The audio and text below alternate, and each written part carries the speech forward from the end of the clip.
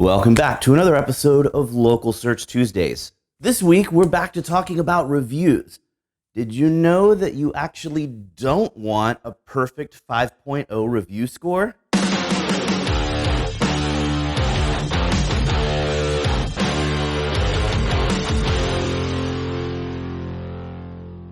It's true.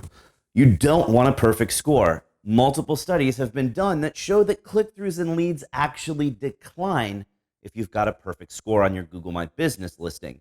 Sure, you want to strive for a high score. Most consumers won't consider doing business with you if you've got a score lower than 3.5. It's also important to have a decent number of reviews. Customers aren't going to trust your score as much if you've only got a handful of reviews. So why don't you want a perfect score? Many studies have been run by multiple companies, BrightLocal, GatherUp, Uberall, and others, and they all found the same thing. Businesses with a perfect 5.0 rating ended up with fewer conversions.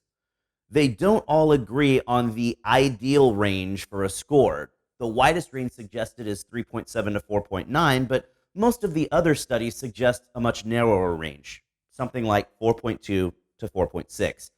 If a business has a lot of reviews and a perfect 5.0 score, it's human nature to suspect that something's not right. We all know that no one is perfect.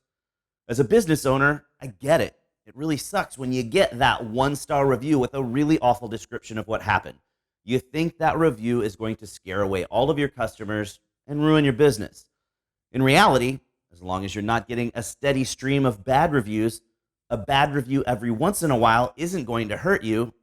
In fact, it's going to help you. Most people expect that a business will have some bad reviews. There are grumpy people out there, and sometimes employees make mistakes. Think about what you do when you shop online or look for a local business. Do you spend your time reading all the 5-star reviews? No.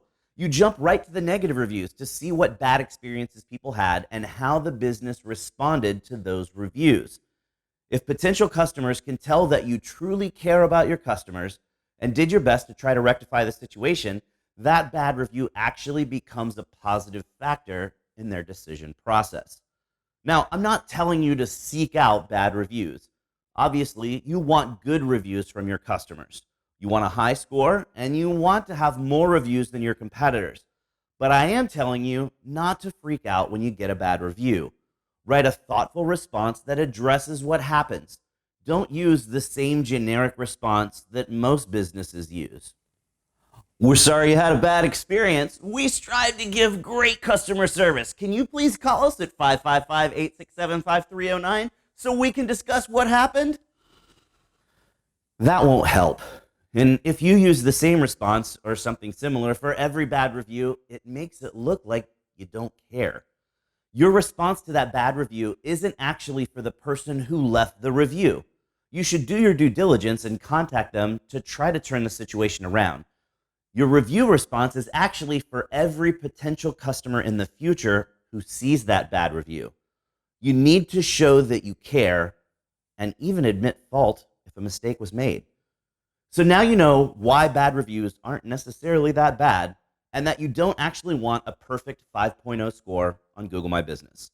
That's all the time we've got for today, so you know what that means.